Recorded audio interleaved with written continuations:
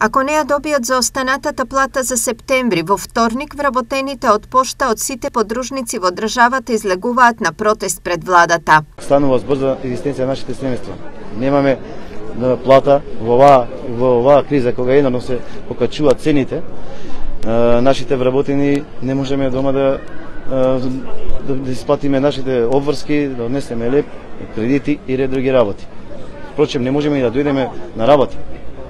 Немаме пари за издржување. Освен плати, вработените бараат државата да изнајде решение како пошта ќе излезе од екстремно тешката и неизвестна ситуација во која се наоѓа. Не само да ни дадат гаранција секој месец да добиваме редовна плата, туку и да ни ја приложат стратегијата како ќе излеземе ние од оваа криза, како секој нареден месец ние ќе имаме работа пред се и ќе се обезбеди плата за сите вработени. Поддршка штрикувачите од пошта денес добија и од ССМ, од каде најавија дека до владата ќе испратат барање сите државни институции да ги користат исклучиво услугите на македонски пошти. Уште во вторник на владина седница со заклучок, бидејќи сме акционерско друштво во државна сопственост, да нареди премиерот до сите министри да ги користат услугите на македонски пошти, бидејќи не може ние да правиме тендери и да ангажираме